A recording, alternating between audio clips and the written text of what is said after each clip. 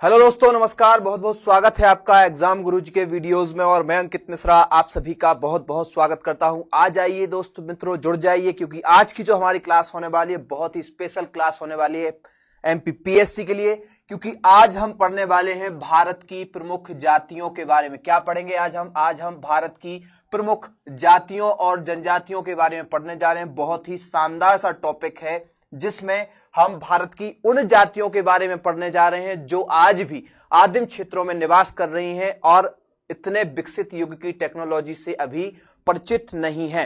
Very good evening everyone, very good evening. जल्दी से जुड़ जाइए मित्रों और वीडियो की लिंक को ज्यादा से ज्यादा शेयर करके ज्यादा से ज्यादा मित्रों को जोड़ लीजिए क्योंकि क्लास में जो क्वेश्चन रखे गए हैं बहुत ही शानदार तरीके के हैं और ये आपकी रिवीजन पर्पज की क्लास रहेगी। यदि आप टॉपिक को पढ़ के आए होंगे तो सारे क्वेश्चन आपसे बन जाएंगे। क्वेश्चन इसी टाइप से आपके जनजातियों वाले चैप्टर से क्वेश्चन पूछे जाना है। तो चलिए ज्यादा टाइम वेस्ट नहीं करते क्योंकि टाइम जो है हमारे पास बहुत ही कम रहता है और इसलिए हम सीधे बढ़ेंगे आगे। और सबसे पहले बात करने वाले हैं हम अपनी तीनों क्लासों की कि जो क्लासें चल रही हैं ये आपको पता है शेड्यूल में थोड़ा सा चेंज हो गया है और 3 क्लासों की जगह 4 क्लासेस स्टार्ट हो गई हैं। तो एक जो क्लास है आपकी जियोग्राफी जो कि 2 दिन में समाप्त होने वाली है तो ये अभी 6 बजे से चलती है। आपकी इतिहास की जगह सूचना प्रौद्योगिकी कंप्यूटर स्टार्ट हो चुका है, ये क्लास चल रही है। उसके बाद में 7 बजे के बाद जो 9 बजे वाली ये क्लास थी राहुल सर की, ये आपकी 10 बजे होगी। कब होगी? ये 10 PM पर होगी। और इस क्लास की जगह 9 बजे से दांगी सर की क्लास होगी जिसमें FLT पर चर्चा की जाएगी। बात करते हैं कोर्स के बारे में।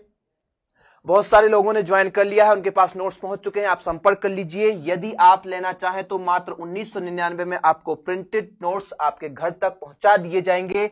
अधिक जानकारी के लिए नीचे दिए गए ऑफिस के नंबर पर कॉल या व्हाट्सएप कर सकते हैं। और ये FLT के बारे में 100 सब्जेक्टिव टेस्ट हैं, टोटल 125 है, मात्र 599 में। इससे आपका बेहतरीन तरीके का रिवीजन हो जाएगा। जी हाँ, वेरी गुड इवनिंग। अब बात करेंगे हम आज की क्लास के पहले प्रश्न की। तो ये जो रहा हमारी आज की क्लास का पहला प्रश्न कि भारत की सर्वाधिक बड़ी जनजाति कौन सी है? भारत की सबसे बड़ी जनजाति कौन सी है? तो यहां पर ऑप्शन में है भील, गोंड, संथाल या थारू। तो चूंकि बहुत ही शानदार सा क्वेश्चन है, बहुत ही सिंपल सा क्वेश्चन है कि भारत की सबसे बड़ी जनजाति कौन सी है, आप लोग जल्दी से आंसर दीजिए। देखिए क्लास स्टार्ट हो चुकी है, अब आंसर लगाना शुरू कर दीजिए क्योंकि टाइम बहुत ही कम है आप लोगों के पास, सभी लोगों के पास। बहुत शानदार क्लास होने वाली है। भारत की सर्वाधिक बड़ी जनजाति अर्थात यहां पर जनसंख्या पूछी गई। जब आपसे मध्य प्रदेश की जाति पूछी जाती है कि सबसे बड़ी कौन सी है तो आप क्या लगाते हैं? जनसंख्या के तौर पर पूछा जाता है तो जनसंख्या सबसे ज्यादा भील की है।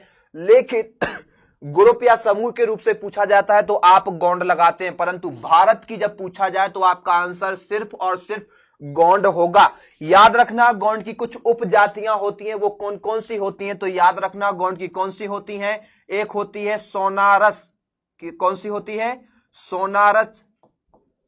एक होती है सोलाहस भी बोलते हैं, इसे सोलाहस भी बोलते हैं, ऐसा सोलाहस। नागरची। एक होती है परधान। एक होती है अगरिया। अगरिया। तो ये आपको याद रख लेना है कौन कौन सी होती हैं। परधान, अगरिया। एक होती है ओझा और एक होती है कोयला भूतिस। और इनकी एक एक की सबकी क्या होती है? एक एक पहचान होती है। जैसे कोयला भूतिस जो होते हैं ये नाचने वाले होते हैं, ये नाच गान करके अपना भरपेट पेट भरते हैं। और जो ओझा होते हैं ये तांत्रिक क्रियाएं करते हैं। क्या करते हैं मित्र? तांत्रिक क्रियाएं करते हैं। और अगरिया लोहे का काम वगैरह करते हैं। और सोलाहस वगैरह ये भी इनके क्या काम है? कोई बड़ेगिरी का काम करता है, कोई लोहे का काम करता है। तो ये सब गोंड की उपजातियां हैं। इनके प्रमुख देवता कौन होते हैं? कितने प्रकार से विवाह प्रथा इनमें चलती है? इन सारे प्रश्नों को आप सटीकता से एक बार जरूर पढ़ लीजिएगा। तो आंसर हो जाएगा बी। बात करेंगे अगले प्रश्न की। वफरिंग हो रही है, वीडियो वफरिंग हो रही है, चलिए देख लेते हैं, चिंता मत करो। आवाज भी रुक रुक कर आ रही है आपको?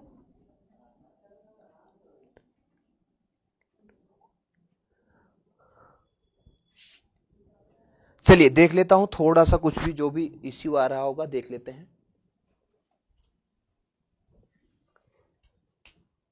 हाँ जी, ओके। पर्याप्त आवाज आ रही है? आपको समझ में आ रहा है? आवाज आ रही है क्लियर? जल्दी से एक बार बता दीजिए कमेंट करके। ओके ओके, जी हाँ, एनवायरनमेंट आपका देख लेंगे, जैसे भी क्लास बहुत जल्द स्टार्ट हो जाएगी, डबल क्लास हो जाएगी, अब चिंता मत करो, सिलेबस आपका पूरा कंप्लीट करवा दिया जाएगा। यहां पर बात करते हैं निम्नलिखित में से किस राज्य में मुख्यतः कुकी जनजाति निवास करती है? कहां पर कुकी जनजाति निवास करती है? तो बात करें कुकी जनजाति की, तो ये जो जनजाति है ये आपके कहां पे निवास करती है? वैसे तो पूर्वोत्तर के राज्यों में निवास करती है। पूर्वोत्तर, जिन्हें हम पूर्वोत्तर के 7 प्रमुख राज्य होते हैं, जिनको हम 7 सिस्टर्स या पूर्वोत्तर की 7 बहनों के नाम से जानते हैं, और यहां की नागालैंड, मणिपुर और मिजोरम वगैरह में कुकी जनजाति का निवास है। कहां कहां पर है? नागालैंड, मणिपुर और मिजोरम में कुकी जनजाति का निवास है। परंतु बात करें मुख्यतः, यहां पूछा क्या गया है, मुख्यतः सबसे मेन जगह कौन सी है? तो वो है उसकी मणिपुर। कौन सा है? मणिपुर। तो कुकी जनजाति का निवास कहां पर है? तो ये आपका हो जाएगा मणिपुर। वेरी इंपॉर्टेंट, याद रख लेना, बहुत ही शानदार सा क्वेश्चन है। चलिए, है ना, मेठा, नागी, बहुत सारी छोटी छोटी जातियां हैं, तो इसमें से जो कुकी है ये बहुत महत्वपूर्ण है, और ये कृषि प्रधान भी नहीं होते हैं, विवाह नहीं होते हैं। जहां तक नागा की बात की जाती है, बहुत ही खूंखार जनजाति होती है, अर्धनग्न और नग्न अवस्था में घूमते हैं, कुत्ते तक का शिकार करते हैं, मुर्गी पालन का व्यवसाय होता है, नागालैंड में निवास करते हैं, लेकिन बहुपति विवाह प्रथा नहीं चलती है। बात करें जौनसारी की, तो जौनसारी आपको उत्तराखंड में मिल जाएगी, और ये एक ऐसी जनजाति है जो कि यहां वहां से अपने आखेट वगैरह, शिकार वगैरह करके अपना पेट भरती है, लेकिन इसमें बहुपति विवाह की प्रथा प्रचलित है। सेकेंड, भारत की सबसे हष्ट-पुष्ट सुंदर जनजाति है, और ये आपकी निवास करती है कहां पर? तो ये आपकी निवास करती है मणिपुर में। फिर से बफरिंग हो रही है,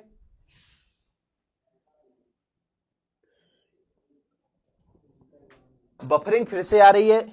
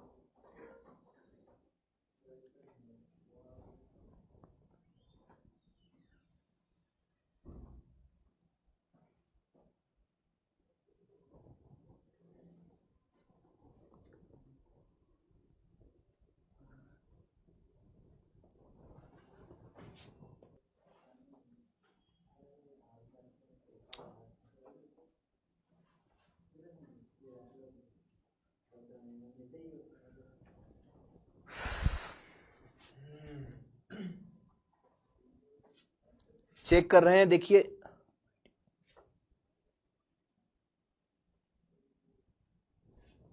बहुत जल्द स्टार्ट हो जाएगी क्लास, चिंता मत करो आप लोग।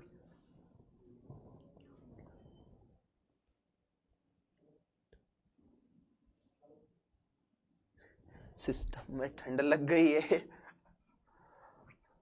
कमेंट देखो।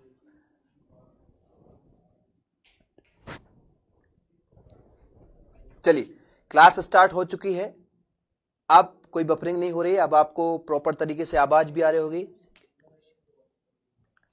सेकंड क्वेश्चन अब भी रिपीट हो रहा है, ये देख लीजिए। सेकंड नंबर का आपका क्वेश्चन है, निम्नलिखित में से किस राज्य में मुख्यतः कुकी जनजाति निवास करती है? तो कुकी जनजाति वैसे तो नागालैंड में भी निवास करती है, और थोड़ी बहुत मिजोरम में भी रहती है, परंतु इसका मुख्यतः जो विकास वो है मित्र है, तो वो आपका कहां पे है? मणिपुर में है। याद रखना कहां पे है मित्र? मणिपुर में है। तो आंसर हो जाएगा आपका ए नंबर।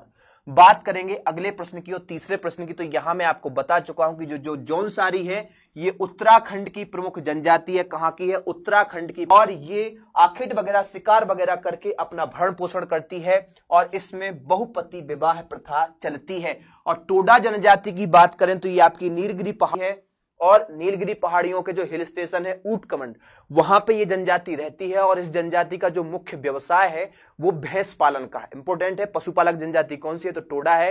कहां पे निवास करती है? तो नीलगिरी पहाड़ियों की टोडा पहाड़ियों पर, या नीलगिरी पहाड़ियों के ऊटकमंड क्षेत्र में। और सबसे हष्टपुष्ट, सबसे बलिष्ठ और सबसे जो मानी जाती है वो टोडा है, और इसमें बहुपति विवाह प्रचलित है प्रथा। तो 3 और 4 आपको ऑप्शन नंबर सी में मिल जाएंगे, तो आंसर हो जाएगा आपका सी। बात करेंगे अगले प्रश्न की। वो क्लास नहीं चल पाएगी मुझे ऐसा लग रहा है, क्योंकि बहुत ही ज्यादा बफरिंग हो रही है।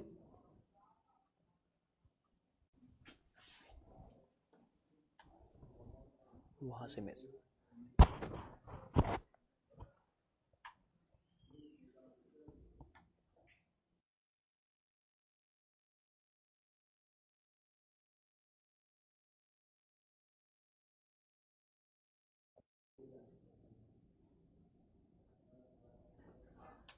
चलिए, स्टार्ट हो चुकी है क्लास, जल्दी से आ जाइए, कोई प्रॉब्लम नहीं है, क्लास चलेगी। बाकायदा देखिए, भील जनजाति का मुख्य रूप से निवास पूछा है आपसे, तो केवल आप लोगों ने तुरंत क्या लगा दिया है कि मध्य प्रदेश में सबसे ज्यादा जनजाति का निवास है भीलों का। तो ऐसा आपने केवल मध्य प्रदेश पढ़ा है, मध्य प्रदेश में बेशक भील जनजाति का निवास है, परंतु ये राजस्थान, यहां पे आपकी कहां पे, दक्षिणी पश्चिमी राजस्थान में। यहां पे कलर चेंज कर लेता हूं इसका, क्योंकि यहां प्रॉब्लम हो जाएगी। चलिए, तो यहां पे आपका ये राजस्थान, गुजरात और आपका पश्चिमी मध्य प्रदेश साथ में, और सबसे ज्यादा जो है महाराष्ट्र का क्षेत्र आता है। तो इस क्षेत्र में भील जनजाति का निवास स्थान है, इसलिए आपका आंसर क्या होगा, गुजरात भी है, आपका राजस्थान भी है, मध्य प्रदेश भी है, महाराष्ट्र भी है। तो राजस्थान, गुजरात, मध्य प्रदेश, महाराष्ट्र ऑप्शन में नहीं है, लेकिन आंसर क्या होगा, तो आंसर होगा डी नंबर, अर्थात तीनों जगह भील जनजाति का निवास है। याद रखना, भील शब्द जो है आपका बिल शब्द से निकला है, जिसका अर्थ होता है धनुष बाण, और ये लोग आज भी धनुष बाण से शिकार वगैरह खेलते हैं, और इनका ये व्यवसाय पीढ़ी दर पीढ़ी चलता जा रहा है। बात करेंगे अगले प्रश्न की, तो अगला जो प्रश्न है आपके सामने आ चुका है, जल्दी से आंसर लगाइए। निम्नलिखित राज्यों में से किस में अनुसूचित जनजाति नहीं पाई जाती है? तो कल की जो क्लास हमारी होने वाली है वो होने वाली है जनगणना की, उसमें हम आपको ये भी बताएंगे कि किस राज्य में और किस संघ शासित प्रदेश में अनुसूचित जाति कितनी परसेंट में पाई जाती है, किसमें सबसे कम परसेंट है, डिटेल में बात करेंगे। लेकिन आज का जो प्रश्न है आपसे ये पूछा है कि जनजाति जो है एसटी शेड्यूल्ड ट्राइब, ये आपकी किस राज्य में नहीं पाए जाते हैं, या ना के बराबर बिल्कुल भी नहीं है? जल्दी से बताइए। केरल, हरियाणा, जम्मू कश्मीर या फिर गोवा? मित्र जल्दी से आंसर दीजिए, यहां पे आपके ऑप्शन में जल्दी से आंसर लगाइए। चलिए, डी नंबर आपने आंसर दिया है, डी गोवा बिल्कुल गलत आंसर है। गोवा में एसटी की जनसंख्या है, जम्मू कश्मीर में भी एसटी की जनसंख्या, केरल में भी है आपकी। और बात करेंगे यदि हरियाणा की, तो हरियाणा में कोई भी एसटी की संख्या निवास नहीं करती है। याद रखना, हरियाणा में कोई भी एसटी निवास नहीं करती है, दिल्ली में भी एसटी का निवास नहीं है, ये आपको याद रखना है। बाकी के जो केंद्र शासित प्रदेश हैं वहां पर एसटी का निवास होता है। तो आंसर हो जाएगा आपका हरियाणा, अर्थात बी नंबर। और अगले या छठवें प्रश्न की हम बात करने जा रहे हैं, जल्दी से आंसर लगाइए, क्या लगा रहे हैं आप लोग? चलिए, गारो, खासी और जयंतिया, ये आपकी कहां पर निवास करती हैं? तो गारो जो आपकी जनजाति है, ये गारो पहाड़ी पे निवास करती है, और जो जयंतिया आपकी जनजाति है वो जयंतिया पहाड़ी पे निवास करती है, और खासी जो जनजाति है वो आपकी खासी पहाड़ी पे। तो गारो, खासी और जयंतिया तीन प्रमुख पहाड़ियां कहां पर हैं, जो एक छोटा सा त्रिभुज टाइप का आकार बनाती हैं? जल्दी से आंसर लगाइए। आंसर लगा दिया आपने, मेघालय। वेरी गुड, तो यहां पे हो जाएगा आपका मेघालय, गारो, खासी और जयंतिया। तो गारो, खासी, जयंतिया तीनों पहाड़ियां कहां हैं? आपकी मेघालय में। तो ये जनजातियों का निवास भी कहां है? मेघालय में है। और अत्यधिक पानी गिरता है यहां पे, क्योंकि जब दक्षिणी पश्चिमी मानसून आता है तो इन तीनों पहाड़ियों में घिर जाता है, पूरा का पूरा मानसून वहीं पर गिरता है, घुमड़ घुमड़ के पानी वहीं गिरता है। तो अत्यधिक पानी वाला क्षेत्र 1141 सेंटीमीटर वर्षा होती है मेघालय के मासेनराम में, विश्व में सर्वाधिक। राइट, अब हम बात करेंगे अगले प्रश्न की। तो ये रहा आपके सामने आज की क्लास का 7वां प्रश्न, जल्दी से आंसर लगा दीजिए। जिनके अंदर आप अधिकारी बनने वाले हैं तो आपको थोड़ा सा धैर्य रखना चाहिए, क्योंकि जो भी टेक्निकल इश्यू होते हैं तो कुछ ही सेकंड में वो सही भी हो सकते हैं। तो आपको पैशन रखना चाहिए कि धैर्य होना चाहिए। राइट, अब बफरिंग नहीं हो रही होगी क्लास में, कोई बफरिंग नहीं चल रही है, शानदार क्लास चल रही है। जल्दी से आंसर लगाइए। आज की 7वां क्लास का 7वां क्वेश्चन है, जल्दी से बताइए कहां पे? धुमकारिया किस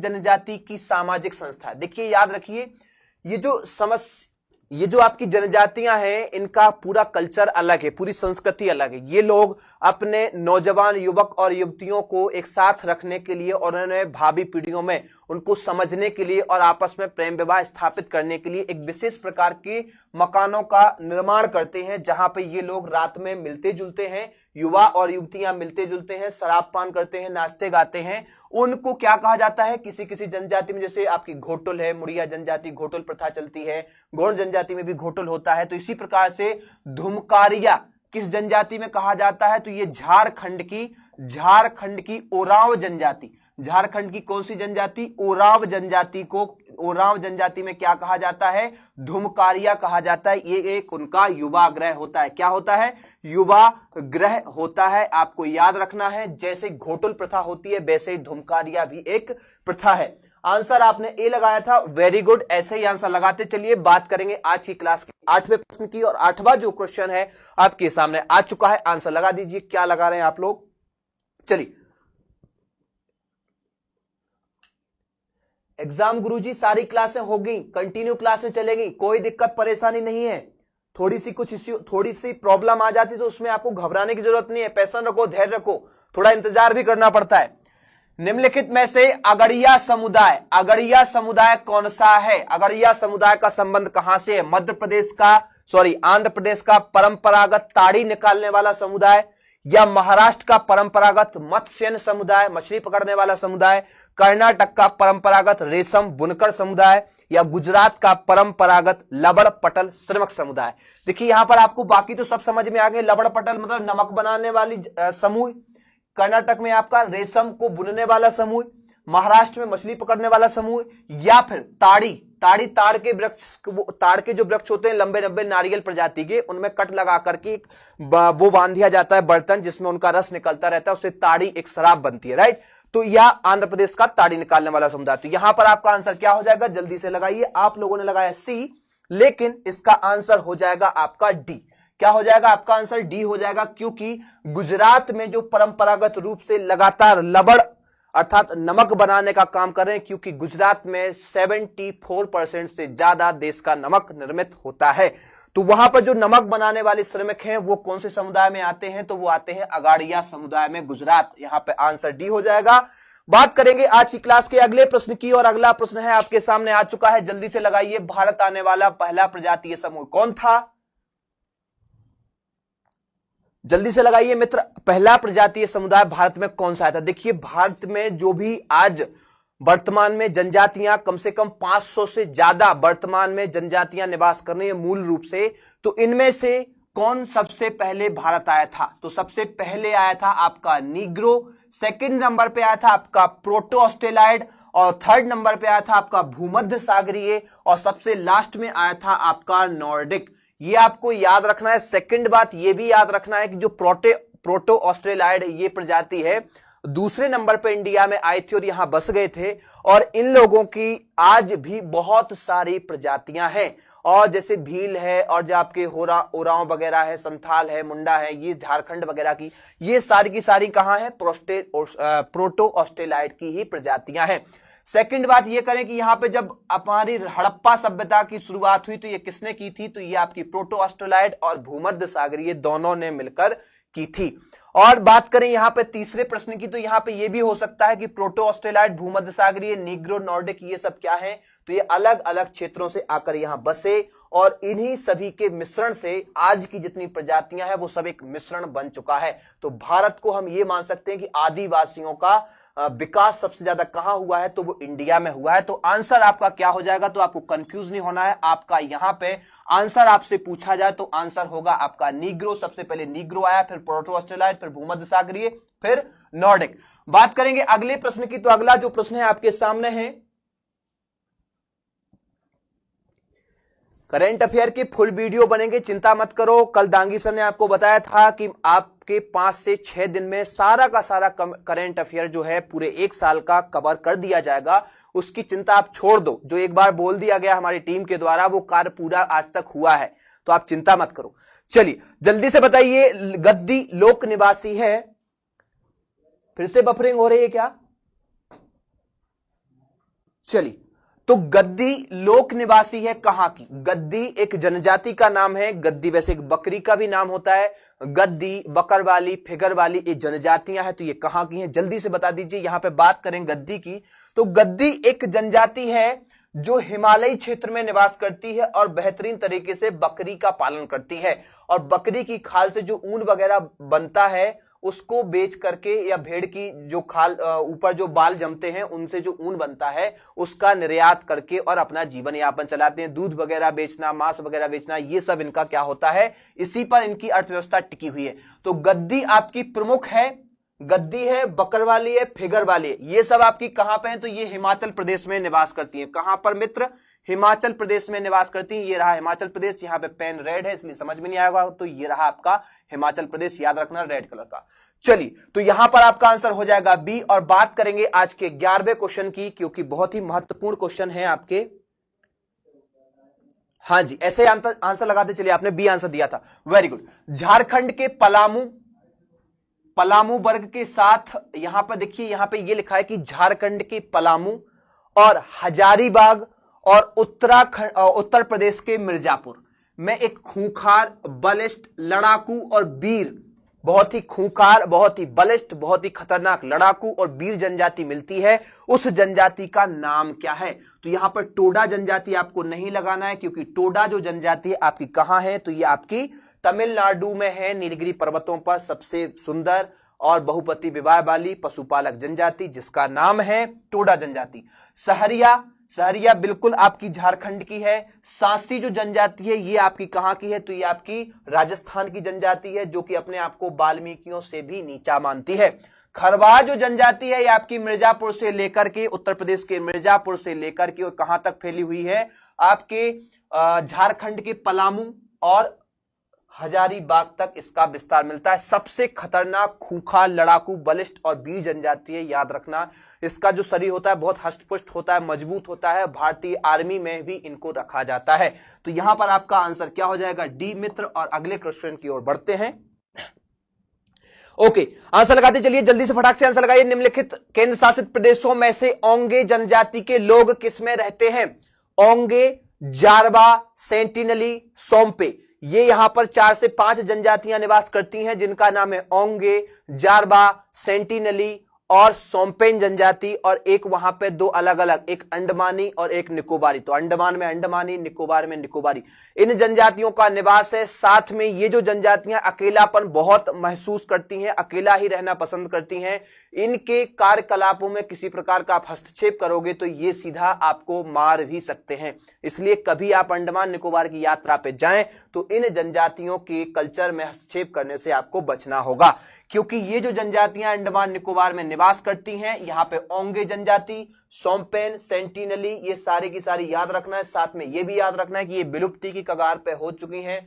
किसी में तो 100 से 200 लोग ही बचे हुए हैं, बाकी ये समाप्ति की कगार पे जा चुकी हैं।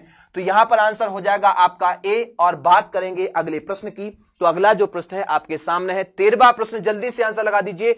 अनुलोम व प्रतिलोम विवाह की जो पद्धति है बहुत ही प्रचलित है, और यह पद्धति किस जनजाति में होती है? तो देख लीजिए, अनुलोम क्या होता है? कोई भी एक पुरुष है ना, और जब क्या करता है, एक बड़ी जाति की महिला से शादी कर लेता है तो वो होता है अनुलोम। अर्थात किसी बड़ी जाति की महिला को अपने वहां लाया तो वो क्या है? अनुलोम। मतलब ऊपर वो चले गए तो क्या हो जाएगा? अनुलोम। और जब वो निम्न कोटि की महिला से शादी करता है तो वो हो जाएगा प्रतिलोम। तो अनुलोम और प्रतिलोम विवाह क्या है कि अदर जातियों को, निम्न जातियों से शादी कर लेना या उच्च जातियों से शादी कर लेना, मतलब नीच कास्ट की लड़की को लाना या बड़ी कास्ट की लड़की को लाना, ये अनुलोम और प्रतिलोम विवाह पद्धति मानी जाती है। तो ये जो पद्धति है ये किस में होती है? तो ये याद रखना है आपको, किस में होती है? तो ये बुक्सा में होती है मित्र। किस में होती है? अनुलोम प्रतिलोम विवाह पद्धति। तो ये हो जाएगा आपका बुक्सा, याद रखना है। चलिए, है ना, चलिए बुक्सा हो जाएगा। ये आपकी उत्तराखंड में निवास करती है, इसमें अनुलोम और प्रतिलोम विवाह पद्धति चलती है। हाँ जी, क्या पूछ रहे हैं? हाँ जी, उच्च कुल और निम्न कुल, राइट। चलिए बात करेंगे अगले प्रश्न की। तो इसका आंसर हो जाएगा आपका ए। और आज के 14वें प्रश्न की तरफ चलते हैं। 14वां जो प्रश्न है आपके सामने आ चुका है, जल्दी से इसका आंसर लगाना है आपको। निम्न में से कौन सी राजस्थान की जनजाति नहीं है? कौन सी राजस्थान की जनजाति नहीं है? भील, मीणा, डोगरी या सहरिया? इंपॉर्टेंट क्वेश्चन है, जल्दी से आंसर लगाइए मित्र, बहुत ही शानदार आंसर है, जल्दी से आंसर लगाइए। क्या लगा रहे हैं आप लोग? देखिए सी, कुछ अलग अलग आंसर दे रहे हैं।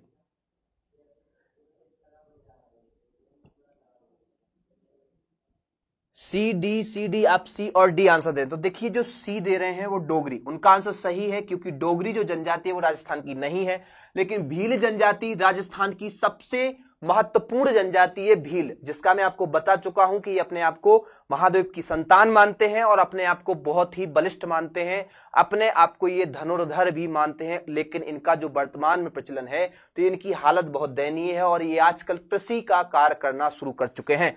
फिर बात करें मीणा की, तो ये राजस्थान की प्रमुख जनजाति तो है ही, लेकिन इसकी सबसे बड़ी विशेषता है कि ये राजस्थान की सबसे शिक्षित जनजाति है। आजकल जहां भी आप जाओगे तो सबसे ज्यादा मीणा जनजाति के लोग आपको एससी मतलब एसटी कैटेगरी के कोटे का सबसे ज्यादा लाभ यही लोग उठा पाते हैं।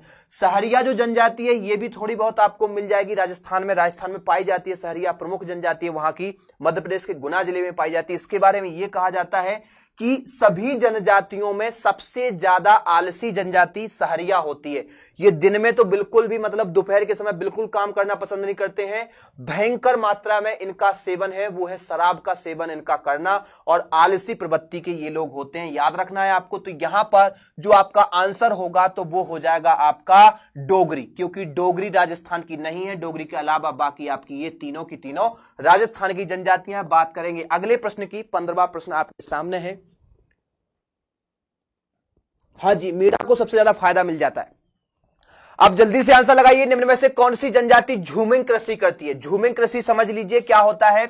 कहीं यहां पे आजकल क्या वन है और कोई जनजाति वहां पे गई और इन वनों को काट के पेड़ों को नीचे गिराया और इनको सूखने में जो वक्त लगा उसके बाद इनमें आग लगा दी और इनकी राख से वहां पे पोटेशियम उर्वरक वगैरह हो जाएंगे, थोड़ी सी उर्वरकता बढ़ जाएगी मिट्टी की, तो वहां बीज वगैरह बो करके और फसल उत्पादन करेंगे। एक बार बोएंगे, दो बार बोएंगे, जब वहां की भूमि की उर्वरता नष्ट हो जाएगी तो वहां पे अच्छी फसल नहीं होगी, तो वहां की भूमि को छोड़ करके कहीं और दूसरी जगह जाकर के वहां के क्या करते हैं, पेड़ों को इसी तरह काटते हैं फिर जलाते हैं। तो सबसे ज्यादा पर्यावरण को नुकसान जो पहुंचाया है वो झूमिंग कृषि से ही पहुंचाया है। तो किसने पहुंचाया है? राजी ने। राजी को ही दूसरा नाम बरनौत भी है, तो राजी ने, बरनौत ने उत्तराखंड की जातियां हैं। और नागा आपकी कहां की है? तो नागा जो जनजाति है ये आपकी नागालैंड की प्रमुख जनजाति है, बहुत खतरनाक जनजाति है। अर्धनग्न या नग्न अवस्था में घूमते हैं, मुर्गी पालन इनका प्रमुख व्यवसाय है और ये इंसान का भी ये क्या है, नरभक्षी माने जाते हैं और ये कुत्तों तक का शिकार करते हैं, कुत्तों को भी ये खाते हैं। नागालैंड में जाओगे कुत्ते आपको दिखेंगे नहीं। तो ये आपको क्या हो जाएगा, ये सभी के सभी क्या करते हैं, तो ये सभी के सभी झूमिंग कृषि करते हैं। उम्मीद है झूम कृषि आपको समझ में आ गया होगा। चलिए बात करेंगे अगले प्रश्न की। तो अगला जो प्रश्न है आपके सामने आ चुका है, इंपोर्टेंट है, जल्दी से आंसर लगा दीजिए। क्या लगा? Very good. वीडियो की लिंक को ज्यादा से ज्यादा शेयर करके ज्यादा से ज्यादा दोस्तों को जोड़ते चलिए, क्योंकि ये जो आपकी क्लास होने वाली है बहुत ही शानदार है, बहुत महत्वपूर्ण आंकड़े हैं और इस क्लास से आपका बेहतरीन तरीके से रिवीजन हो जाएगा। तो बोडो कहां के निवासी हैं? गारो पहाड़ी के, संथाल परगना के, अमेजन बेसिन के, मेघालय के। एक ऑप्शन तो आपका देखते ही क्या हो जाएगा, कट हो जाएगा। अमेजन बेसन मतलब दक्षिण अमेरिका के ब्राजील क्षेत्रों की बात हो रही है, जहां से अमेजन नदी निकलती है, उसका जो बेसन होगा, उसका जो बहाव होगा वो कहलाएगा दोनों साइड का अमेजन बेसन। तो यहां भारत की जनजातियां पढ़ रहे हैं तो अमेजन की तो कोई बात ही नहीं होगी। फिर बात करेंगे हम बोडो कहां के निवासी हैं, तो इंपोर्टेंट है, तो जल्दी से बताइए। देखिए बोडो जो है ये आपके जहां गारो, खासी और जैंतिया, ये तीनों पहाड़ियां पे गारो, खासी, जैंतिया की जो जनजातियां निवास करती हैं, कहां पे? मेघालय में। तो मेघालय में ही ये आपकी गारो पहाड़ी पे निवास करती है बोडो जनजाति, है ना। और इसका असम में भी है, इनका विस्तार असम में भी है और इनकी जनसंख्या असम में ज्यादा है, इसलिए इनके द्वारा लगातार असम में बोडोलैंड की अलग से मांग की जा रही है। जैसे पंजाब में आपकी खालिस्तान की मांग लगातार बढ़ रही है, उसी तरह से असम में ये लोग अलग से अपने देश की मांग कर रहे हैं, जिसका नाम ये मांग रहे हैं बोडो के लोगों के लिए बोडोलैंड। आपको यह भी पता होना चाहिए कि वहां पर राज्यपाल के द्वारा ही इन क्षेत्रों का शासन किया जाता है, वहां मुख्यमंत्री या विधान परिषद का कोई शासन नहीं चलता है। वहां पर राज्यपाल उनकी मर्जी से ही किसी शासक को नियुक्त करता है, जो उन लोगों में से ही होता है। ये भारत के शासन को, किसी प्रकार के शासन को अहमियत नहीं देते हैं। तो यहां पर आपका आंसर हो जाएगा मेघालय। बात करेंगे अगले प्रश्न की। तो अगला जो प्रश्न है आ चुका आपके सामने, चलिए जल्दी से आंसर लगाइए मित्र। 20 से 30 नवंबर 2014 के बीच जनजाति हस्तशिल्प मेला आदि शिल्प का आयोजन किया गया था, कहां पर? इंपॉर्टेंट है, जल्दी से आंसर लगा दीजिए क्योंकि शानदार सा प्रश्न है। क्या हो जाएगा मित्र इसका आंसर? जल्दी से लगा दीजिए। देखिए क्या होता है, जनजातीय जो लोग हैं वो क्या करते हैं, बहुत अलग अलग तरीके से कार्य करते हैं। लकड़ी पर कलाकारी करके बेहतरीन तरीके के बेस्ट क्वालिटी के खिलौने बनाते हैं जिनकी मांग अंतरराष्ट्रीय बाजारों में भी है। तो सरकार ने क्या किया कि जो हमारी जनजातियां विशिष्ट प्रकार से इस प्रकार के खिलौने इत्यादि का निर्माण करती हैं, बर्तनों का निर्माण करती हैं, तो उनको औने पौने दामों में वहीं आसपास के लोग खरीद लेते हैं। तो ऐसा नहीं होना चाहिए। तो दिल्ली में उसके लिए दिल्ली में क्या किया गया, सरकार के द्वारा आदि शिल्प मेला हस्तशिल्प मेला का आयोजन किया गया। मतलब हाथ से बनाई हुई वस्तुओं को वहां रखा गया प्रदर्शनी में और अधिक से अधिक दाम उन लोगों को प्राप्त हो सके। बड़े बड़े लोग आए, देखा और पसंद आए तो खरीद कर ले गए। तो ये एक मेला था जिसमें हर वर्ष ये मेला लगना शुरू हो गया है। कब से? नवंबर 2014 से 15, 16, 17 लगातार ये दिल्ली में मेला का आयोजन किया जा रहा है। वेरी गुड, बहुत ही ज्यादा फायदा हुआ है इन लोगों को इससे। और बात करेंगे अगले प्रश्न की। तो अगला जो प्रश्न है 18वां है, जल्दी से लगा दीजिए आंसर। सी नंबर दिया था आपने, वेरी गुड। देखिए झारखंड राज्य की सबसे बड़ी जनजाति कौन सी है? तो इंपोर्टेंट है, जल्दी से बताइए। झारखंड राज्य की सबसे बड़ी जनजाति कौन सी है? सबसे ज्यादा झारखंड में किस जनजाति का प्रभाव है? जल्दी से आंसर लगाइए। सी नंबर दे रहे हैं आप आंसर, सी। चलिए तो यहां पर आपका क्या हो जाएगा, वैसे तो आपकी मुंडा, हो, संथाल, उरांव ये सब प्रोटो ऑस्ट्रेलाइड की प्रजातियां हैं। प्रोटो ऑस्ट्रेलाइड की प्रजातियां हैं जिनमें सबसे ज्यादा जो जनजाति है तो वो है आपकी संथाल। कौन सी? संथाल जनजाति सबसे ज्यादा है। और एक चीज याद रखना, इन जनजातियों के द्वारा एक त्योहार मनाया जाता है जिसका नाम है सरहुल। तो सरहुल त्योहार कहां की जनजातियां मनाती हैं? तो झारखंड की जनजातियों का प्रमुख त्योहार है सरहुल, याद रखना है। तो आंसर हो जाएगा आपका डी। और बात करेंगे आज की क्लास के 19वें प्रश्न की। इंपोर्टेंट है, जल्दी से आंसर लगाइए मित्र। क्या हो जाएगा 19वां क्वेश्चन? प्रोटो ऑस्ट्रेलाइड प्रजाति की कौन सी प्रजाति कुरुख भाषा बोलती है? देखिए एक भाषा है, कुरुख भाषा है, और इसे बंगाल सरकार ने, कौन सी सरकार ने? बंगाल सरकार ने, अर्थात पश्चिम बंगाल की सरकार ने कुरुख भाषा को, कौन सी भाषा को? कुरुख भाषा को अपने राज्य की राजकीय भाषा बनाया। क्या बनाया है? राजकीय भाषा बनाया है। किसने बनाया है? तो पश्चिम बंगाल सरकार ने कुरुख भाषा को अपने राजकाज की भाषा बनाया है। और ये आपकी कहां की है या किस जनजाति के द्वारा प्रमुखता से बोली जाती है? तो ये आपकी जो भाषा है ये डी नंबर उरांव जनजाति की प्रमुख भाषा है। झारखंड इसका प्रमुख स्थान है। और जो झारखंड की उरांव जनजाति है ये कुरुख भाषा बोलती है। ये आपकी कुरुख भाषा मुंडा जनजाति की मुंडा भाषा से बिल्कुल मेल खाती है। कौन सी? मुंडा जनजाति जो मुंडा भाषा बोलती है, मुंडा भाषा बोलती है। तो आपकी मुंडा जनजाति की मुंडा जनजाति की मुंडा भाषा से इसका क्या होता है? मेल, बिल्कुल सेम टू सेम वही भाषा होती है। तो उम्मीद है आपको समझ में आ गया होगा। समझ में नहीं आया है तो एक बार पुनः सुन लीजिए। इसमें आपका आंसर क्या होगा? उरांव, क्योंकि कुरुख भाषा पश्चिम बंगाल सरकार ने जिसे राजकीय भाषा का दर्जा दिया है, चर्चा में है, इसलिए पूछा जा सकता है। और ये उरांव भाषा उरांव जनजाति की भाषा है जो कि झारखंड की प्रमुख जनजाति है। किस टाइप की भाषा है? तो मुंडा जनजातियों जैसी भाषा है। उम्मीद है समझ में आ गया होगा। बात करेंगे अगले प्रश्न की। जी हां, आंसर आप लोग बदल रहे हैं। आंसर से देखिए कुछ नहीं, आपको समझ में आना चाहिए, सीखना है आपको। मैं जानता हूं कि सभी लोग होशियार नहीं है, सभी लोग अच्छे से टॉपिक पढ़ के नहीं आए हैं या पहली बार पढ़ रहे हैं। तो आपको क्या है, उम्मीद है कि आप लोग अच्छे से टॉपिक को तैयार करें। लेप्चा, भूटिया, ये जो जनजातियां हैं ये कहां पे पाई जाती है? तो इसमें आपको याद रखना है जो भोटिया जनजाति है, भोटिया, ये क्या होती है? भोटिया जनजाति ऋतु प्रवास करती है। क्या करती है? ऋतु प्रवास करती है। और ये जनजाति ऋतु प्रवास समझते हैं आप? जैसे अभी पहाड़ियों पे निवास किया, अब पहाड़ियों पे क्या ठंड का मौसम आया जैसे ही तो बहुत ज्यादा ठंड पड़ती है, तो ये जनजातियां निकल के कहां, और बर्फ भी जम जाती है पहाड़ियों पे, ऊंची पहाड़ियों पे, हिमालयी क्षेत्रों में। तो क्या होता है, ये जनजातियां पहाड़ों से उतरकर मैदानी भागों में आ जाती हैं। ऋतु ठंड की आए तो ये मैदान में आ जाएंगी, और वापस जब गर्मी आएगी तो ये लोग क्या करेंगे, वापस अपनी पहाड़ियों पे पहुंच जाएंगे। तो ऋतु प्रवास करते हैं। साथ में जो भोटिया जनजाति है ये सबसे महत्वपूर्ण है कि ये व्यापारी होते हैं। क्या होते हैं? व्यापारी होते हैं, यहां वहां जाके घूम घूम के व्यापार करते हैं, अच्छी अच्छी चीजें लाते हैं हिमालय क्षेत्रों से और बेचते हैं। बहुत अच्छी अच्छी औषधियों का भी इन्हें ज्ञान होता है। तो ये दोनों जनजातियां आपकी कहां की हैं? तो ये दोनों जनजातियां आपकी सिक्किम में निवास करती हैं। कहां पे निवास करती हैं मित्र? सिक्किम में निवास करती है। इंपोर्टेंट ये रहा आपका सिक्किम, है ना। चलिए बात करेंगे आज के अगले प्रश्न की। तो 21वां जो प्रश्न है आ चुका है, जल्दी से आंसर लगा दीजिए। क्या हो जाएगा इसका आंसर? बहुत ही शानदार क्वेश्चन है। आदिवासी शब्द का प्रयोग सबसे पहले किसने किया था? आदिवासी। आदिवासी का मतलब होता है जो आदि काल से या शुरुआत से यहां पर निवास कर रहा है, उससे बोला जाता है आदि। आदि समय से जो वास कर रहा है, शुरुआत से जो वास कर रहा है, उन्हें बोला जाता है आदिवासी। तो आदिवासी शब्द का प्रयोग सबसे पहले आदिवासियों के मसीहा किसे कहा जाता है? आदिवासियों के मसीहा ठक्कर बापा। कौन है? ठक्कर बापा। ठक्कर बापा ने, यहां बापा ही नहीं है, ठक्कर बापा है। तो ठक्कर बापा ने सबसे पहले यहां की आदतन जातियों को क्या बोला था? यहां की जातियों को सबसे पहले आदिवासी शब्द ठक्कर बापा के द्वारा दिया गया है। लास्ट में आपसे संविधान की भी कुछ चर्चा करेंगे कि इन जनजातियों को कहां पे बात की गई है। यहां पे बढ़ते हैं अगले प्रश्न की तरफ, 22वें प्रश्न की तरफ। देखिए दादा भाई नौरोजी नहीं होगा मित्र, दादा भाई नौरोजी मत लगाना, क्योंकि ये एक अर्थशास्त्री थे, भारत के पहले और ब्रिटेन के हाउस ऑफ कॉमन्स में चुने जाने वाले पहले, लिबरल पार्टी से पहले व्यक्ति थे भारतीय, याद रखना। चलिए निम्न में से कौन सी जनजाति मौसमी प्रवास से संबंधित है? कौन सी जनजाति मौसमी प्रवास से? बुक्सा, जौनसारी, भोटिया, थारू। जल्दी से आंसर लगाइए। देखिए अब भी हम बात कर रहे थे तो इसमें कोई टाइम नहीं लगना चाहिए आपको। कौन सी जाति है वो? तो वो आपकी भोटिया जाति है।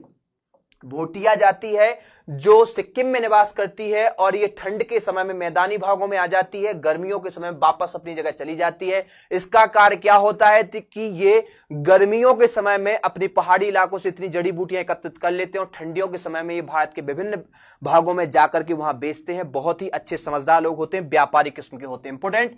चलिए और याद रखना ये गोरे चिट्टे बढ़िया शानदार शरीर होता है इनका और कद जो होता है वो छोटा होता है, आंखें चौड़ी होती हैं, बहुत शानदार तरीके से होते हैं ये लोग और सिक्किम में निवास करते हैं। तो उपोष्ण जलवायु में निवास करेंगे तो जाहिर सी बात है कि इनका जो शरीर है सुगठित होगा। चलिए बात करेंगे अगले प्रश्न की। 23वां प्रश्न है कि SC/ST शब्द का सबसे पहले प्रयोग किसने किया था, कहां हुआ था? तो SC का मतलब है शेड्यूल कास्ट और ST का मतलब है शेड्यूल ट्राइब। दोनों वर्डों का यूज सबसे पहले कहां किया गया? संविधान में या नेहरू रिपोर्ट में या कैबिनेट मिशन में या साइमन कमीशन में? जल्दी से आंसर लगाइए, बहुत इंपॉर्टेंट है। नॉर्थ ईस्ट के सेम लगते हैं, हाँ जी। उनकी जो आंखें होती हैं बहुत छोटी छोटी होती हैं, ठीक है। उनकी आंखें मतलब नेपाली किस्म के, चीनी तिब्बती जो लोग होते हैं उनसे इनका मेल खाता है। लेकिन याद रखना गोरखा रेजिमेंट जो बनाई जाती है इसमें नेपाली वगैरह रखे जाते हैं। गोरखा रेजिमेंट सिक्किम की आदिवासी जातियों को रखा जाता है। बहुत ही उच्च कोटि के लड़ाकू होते हैं। एक एक गोरखा 4-4 सामाजिक लोगों से एक साथ लड़ सकता है अकेला, इतना उसमें पावर होता है और इतनी छनक के साथ, स्पीड के साथ, फुर्ती के साथ कार्य करते हैं वो लोग। तो देखिए सबसे पहले SC/ST शब्द कहां से आया, कौन लाया? तो सबसे पहले SC/ST शब्द जो आया है शेड्यूल कास्ट और शेड्यूल ट्राइब, या हिंदी में पूछा जाए कि अनुसूचित जाति और अनुसूचित जनजाति। अनुसूचित जनजाति अजजा लिखा जाता है, अजा लिखा जाता है ना। तो अनुसूचित जाति, अनुसूचित जनजाति वर्ड की जो सबसे पहले व्याख्या हुई थी तो वो 1927 में जब ब्रिटेन से साइमन कमीशन चला था, 1928 तक भारत आया था, तो उसकी रिपोर्ट में अनुसूचित जाति जनजाति की बात सबसे पहले की गई थी, जिसका प्रबल विरोध किया था किसने? तो लाला लाजपत राय ने। उनके द्वारा विरोध करे जाने के बाद उन्होंने लगातार नारे लगाए थे कि साइमन कमीशन वापस जाओ, और इस टाइप से उन पर क्या हुआ था, सैंडर्स ने लाठीचार्ज किया था और सैंडर्स की जो मौत हुई थी तो वो उनके प्रमुख शिष्य भगत सिंह ने सैंडर्स को गोली मार दी थी और बदला ले लिया था। साथ में एक प्रश्न ये भी आपको याद रखना है कि अंतिम समय लाला लाजपत राय ने एक बात कही थी कि ये मेरे शरीर पर मारी गई एक एक लाठी अंग्रेजी शासन के लिए ताबूत का कील साबित होगी, और उन्होंने ऐसा कहा था। तो ये इंपोर्टेंट है, लाल बाल पाल सभी लोग जानते हैं। बात करेंगे अगले प्रश्न की। तो अगला जो प्रश्न है आपके सामने है, जी हां आपने मेरी एक एक बोला है, कोई दिक्कत नहीं। चलिए 4 ऑप्शन है कि पनियान तथा इरूला जनजातियां किस राज्य में निवास करती हैं। शानदार सा प्रश्न है, जल्दी से आंसर लगा दीजिए क्योंकि यह भी आपका महत्वपूर्ण प्रश्न है ना। कौन कौन सा पनियान और इरूला, तो ये दोनों ही जनजातियां तटीय इलाकों में निवास करती हैं और तटीय इलाकों में इनका जो मुख्य वो है, इनका मत्स्यन, इनका व्यापार है, मत्स्य पालन, मछलियां पकड़ के उनको बेच करके ये अपना भरण पोषण करते हैं। पिछड़ी जनजातियां हैं, परंतु अब इनकी स्थिति काफी सुधार हो चुका है और ये शिक्षित भी हो चुके हैं, कार्य वगैरह करने लगे हैं। तो ये आपकी कहां पे पाई जाती हैं? केरल में, याद रखना है, पश्चिमी तट पर ये मत्स्यन का काम करती हैं। आपने देखा होगा वहां जो बेम्बनाद झील है, अष्टमुदी झील है, वहां पर नौकायान प्रतियोगिताएं होती हैं वेलिंगटन द्वीप पर, तो वहां पर ये लोग हिस्सा लेते हैं, वहां पे आपको ये दिख जाएंगे। तो बात करेंगे हम अगले प्रश्न की। तो अगला जो प्रश्न है आपके सामने आ चुका है, जल्दी से आंसर लगाइए। हेलो, चलिए जल्दी से आंसर लगाइए। निम्न में से कौन सी जनजाति अपने आप को वाल्मीकियों से नीचा मानती है? इंपोर्टेंट है, वाल्मीकियों से नीचा मानती है। देखिए एससी कैटेगरी में जो वाल्मीकि आते हैं वो बोलते हैं कि हम सबसे नीचे, लेकिन ये जो जनजाति है वो अपने आप को सबसे नीचा मानती है। परंतु यहां याद रखिए सभी लोग मानव हैं, मानवता ही सबसे बड़ा धर्म है। यहां ना तो कोई नीचा है ना कोई ऊंचा है, सब इक्वल है, राइट। लेकिन ये जो जनजाति है आपकी मीणा, सहरिया, गरासिया, तो इनमें से जो सांसी जनजाति है ये आपकी राजस्थान की जनजाति है। कौन सी? राजस्थान की जनजाति है। और ये अपने आप को वाल्मीकियों से भी नीचा कहती है कि हम लोग वाल्मीकियों से नीचे हैं। लेकिन गरासिया जो जनजाति है ये भी राजस्थान की है, ये अपने आप को चौहान राजपूत जो समय होते थे, गढ़वाल, ये वो बहुत सारे चौहान राजपूत, उनका वंशज अपने आप को मानते हैं। तो सांसी जनजाति आपको याद रखना है, राजस्थान की है, अपने आप को वाल्मीकियों से भी नीचा ये लोग मानते हैं। चलिए सब अपने कर्म से, हाँ जी बिल्कुल, कर्म ही सबसे बेटर है, कर्म प्रधान विश्व करे राखा, याद रखना, कर्म से ही व्यक्ति कुछ भी बन सकता है, कर्म सबसे बेटर है। ये क्या हो गया? एक सेकंड,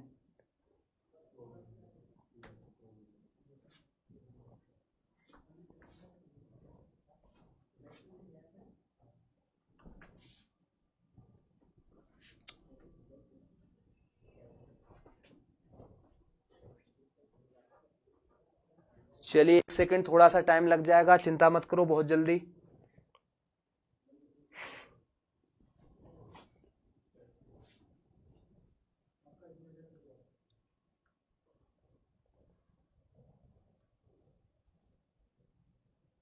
कौन सा क्वेश्चन चल रहा था अपना?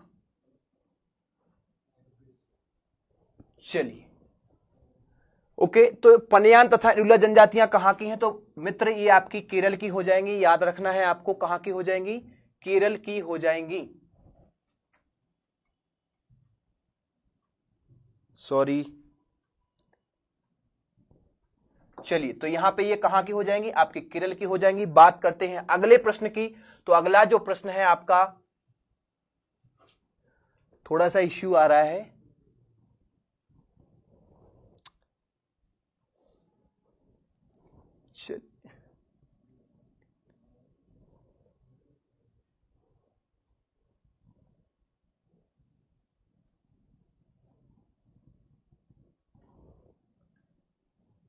चलिए 23वां क्वेश्चन है, ये 24वां है, और ये 25वां क्वेश्चन है, 26वां, और ये 27वां क्वेश्चन। चलिए कोई दिक्कत नहीं, कोई परेशानी, जल्दी से आंसर लगाइए। देखिए कर्म से, धर्म से, वेरी गुड।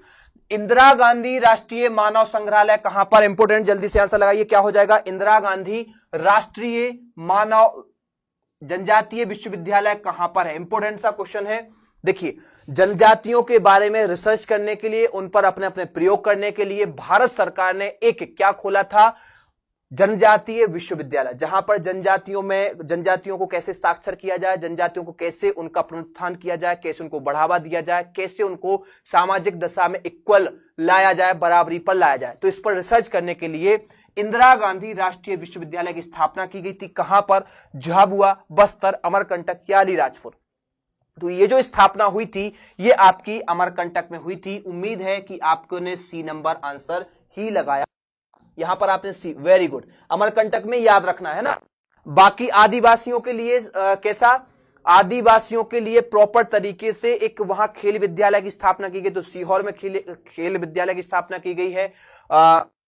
नहीं, वहां पे क्या है, खेल विद्यालय, आवासीय खेल विद्यालय सीहोर में, और आदिवासियों के लिए प्रॉपर तरीके से वो अलीराजपुर में खोली गई। यहां पे याद रखना अमरकंटक जो कि अनूपपुर जिले में आता है, जहां से गंगा आपकी नर्मदा नदी, जोहिला नदी, सोन नदी और साथ साथ रायपुर की सिहोवा से महानदी, चार नदियों का उद्गम होता है, वो है आपका अमरकंटक। चलिए यहां पर उम्मीद है आपको समझ में आ गया होगा। बात करेंगे अगले प्रश्न की, तो अगला जो प्रश्न है ये रहा 28वां, बिरहोर का शाब्दिक अर्थ क्या होता है? बिरहोर का शाब्दिक अर्थ क्या होता है? बिरहोर का शाब्दिक अर्थ क्या होगा? जंगल का आदमी, प्रकृति प्रेमी, पवित्र आदमी या आम आदमी? बिरहोर जो शब्द है, देखिए यहां पे मैं आपसे बात करूं कि जो जनजातियां हैं इनके बहुत सारे अनेक विद्वानों ने अनेक नाम दिए हैं। जैसे ये गिरि अर्थात पर्वतों पर निवास करते हैं तो इनको गिरिजन बोला जाता है। गिरि माने होता है पर्वत, तो गिरिजन अर्थात पर्वतों के आदमी। गोंड शब्द का अर्थ भी क्या होता है? पर्वत होता है। जैसे ये जंगलों में निवास करते हैं, जंगल का विपिन कानन अरण्य, तो अरण्यवासी या अरण्यजन है ना। तो इनके अलग अलग नाम, जंगलवासी, जंगलजन, अरण्यवासी, अरण्यवन, गिरिजन, गिरिवन, बहुत सारे इनके अलग अलग नाम हैं। तो एक नाम और है बिरहोर। तो बिरहोर शब्द का शाब्दिक अर्थ थोड़ा सा क्या अटपटा सा लगता है, इसको समझ नहीं पाते। एग्जाम में आपसे पूछ लिया जाए तो बिरहोर का मतलब होता है जंगल का आदमी। जो जंगल में लोग निवास करते हैं वो क्या है? आदिवासी, और उन्हें बिरहोर भी कहा जाता है। बिरहोर जनजातियां, है ना। याद रखना बिरहोर क्या है? तो बिरहोर हैं जनजातियां। यहां पे आंसर हो जाएगा आपका ए नंबर। और हम बात करेंगे अगले प्रश्न की, तो ये रहा आपके सामने आज की क्लास का 29वां प्रश्न। बने रहिए, मैं आपको संविधान के बारे में कुछ फैक्ट और वो बताने वाला हूं, आर्टिकल बताने वाला हूं कि कहां पर जनजातियों को परिभाषित टाइप सा किया गया है। 26वां रह गया, सॉरी चिंता मत करो, 26वां भी करवा दूंगा, चिंता मत करो, टाइम है अभी अपने पास। निम्न में से कौन सी जनजाति, थोड़ा सा इश्यू आ गया है, निम्न में से कौन सी जनजाति अपने आप को महादेव की संतान मानती है? भील जनजाति, उरांव जनजाति, मुंडा जनजाति या थारू जनजाति? तो देखिए सिंपल सा क्वेश्चन में शुरुआत में मैं आपको बता चुका हूं कि भील का मतलब होता है बिल, और बिल शब्द से भील की उत्पत्ति हुई, जिसका अर्थ होता है धनुष, बाण इत्यादि। ये लोग कृषक होते हैं। और कट्ठीबाड़ा में तो इनकी ये हालत है, कट्ठीबाड़ा अलीराजपुर के पास में जहां मयूर अभ्यारण्य बनाया गया है, वहां पे जंगली इलाकों में ये निवास करते हैं। तीर धनुष बाण से ये लुटेरे टाइप का, मतलब किसी व्यक्ति को सुनसान जगह पे जा रहा है तो लूटने का भी काम ये लोग कर लेते हैं, ठीक है। और सेकंड बात की जाए तो ये अपने आप को महादेव की संतान मानते हैं। महादेव मतलब शिव की संतान, अपने आप को ये लोग बोलते हैं कि हम साक्षात शिव की संतान हैं। तो आपको याद रखना है, यहां से भी क्वेश्चन पूछा जा सकता है। और अगले प्रश्न की बात करें तो अगला और 30वां जो ये रहा आपके सामने क्वेश्चन, थारू जनजाति कहां पाई जाती है? सॉरी, थारू जनजाति कहां पर पाई जाती है? थारू, याद रखना जो थारू जनजाति है आपकी, ये कहां पे है? तो ये आपकी उत्तराखंड में निवास करती है। कहां पे निवास करती है? उत्तराखंड में निवास करती है। और ये जनजाति ऐसी है कि ये संयुक्त परिवार में रहना पसंद करते हैं। इनके परिवार में 500 तक लोग होते हैं, और ये लोग एक साथ मिलकर के दीपावली को शोक त्योहार के रूप में मनाते हैं। दीपावली को शोक त्योहार के रूप में मनाते हैं। अब ऐसा क्यों मनाते हैं? तो ये अपने आप को क्या मानते हैं कि इनका जो जुड़ाव है, किससे जुड़े हुए हैं? ये रावण वगैरह के परिवार से। और रावण मरने के उपलक्ष्य में हम दीपावली मनाते हैं कि रामचंद्र जी आ गए, तो ये उसे क्या मनाते हैं? शोक के रूप में मानते हैं। जैसे पातालकोट के भारिया जनजाति मेघनाद और रावण की पूजा करते हैं, मंदसौर में भी उसको दामाद के रूप में रावण को पूजा जाता है। उसी टाइप से ये लोग भी क्या करते हैं? रावण को अपना मानते हैं। तो दीपावली को क्या मानते हैं? शोक त्योहार के रूप में। तो देखिए तराई किसे बोलते हैं? तराई में आंसर हो जाएगा आपका ए। जो कोई पर्वत होता है उसके नीचे का जो क्षेत्र होता है, पर्वत पदीय क्षेत्र, या उसे तराई का क्षेत्र बोला जाता है। तो तराई के क्षेत्र में, आपके हिमालय के तराई क्षेत्र में, उत्तराखंड में ये जनजाति निवास करती है। यहां पर आपकी 30 नंबर क्वेश्चन हो गए हैं। 26वां क्वेश्चन आपको करवा देता हूं, चिंता मत करो। लेकिन उसके पहले आप कल की क्लास के बारे में समझ लो कि कल आप क्या पढ़ने वाले हैं। तो कल आप भारत की जनगणना पढ़ने वाले हैं। 2011 के जो आंकड़े हैं वही आपके 2021-2022 तक चलेंगे, जब तक 2021 की जनगणना नहीं आ जाती है। तब तक आपकी 2011 की जनगणना के आंकड़े कल आपकी क्लास में पूछे जाएंगे प्रश्न। तो आपको टॉपिक अच्छे से तैयार कर लेना है। 26वां क्वेश्चन आपका एक सेकंड में करवा देता हूं। ये रहा आपका 26वां प्रश्न, कोई दिक्कत नहीं है, ये आ गया है 26वां प्रश्न। जल्दी से आंसर लगा दीजिए, क्या हो जाएगा 26वां क्वेश्चन? क्वेश्चन की निम्नलिखित में से कौन सा जनजाति समूह मणिपुर में पाया जाता है। देखिए शायद ये क्वेश्चन रिपीट हो गया है ना, क्योंकि हम बात कर चुके हैं मणिपुर की जनजातियों की। तो मणिपुर में जो जनजाति समूह पाया जाता है, जल्दी से आंसर लगा दीजिए, क्या लगा रहे? शिवानी राजावत जी क्या हो गया?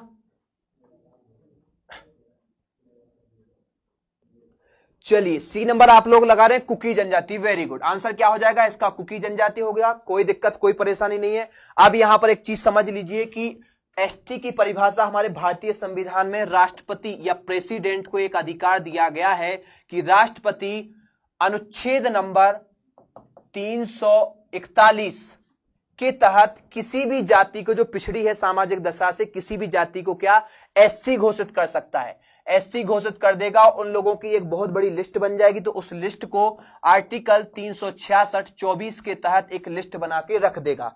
फिर बात करें हम एसटी की, तो इनको राष्ट्रपति राज्यों के मामले में राज्यपाल से परामर्श करके और संघ शासित मामलों में कैबिनेट मंत्रालय से परामर्श करके 342 आर्टिकल के तहत किसी भी पिछड़ी जाति को, घुमक्कड़ अर्ध घुमक्कड़ जाति को एसटी घोषित करके और किस उसमें रख देगा, तो आर्टिकल 366 के 25 में एक लिस्ट बना के रख दिया जाता है। बस इतनी सी बात आपको याद रखना है। क्वेश्चन शानदार थे। पसंद आए हो क्लास तो वीडियो को जाने से पहले लाइक जरूर करना और ज्यादा से ज्यादा वीडियो को शेयर कर देना, क्योंकि कल की जो क्लास है वो ध्यान से सुन लेना। टॉपिक पढ़ के 6 बजे उपस्थित हो जाना। कल हम भारत की जनगणना पढ़ने वाले हैं, शानदार क्वेश्चन लेके आने वाले हैं। 6 बजे आप उपस्थित हो जाना। चलिए मिलते हैं कल 6 बजे, तब तक के लिए विदा। Thank you.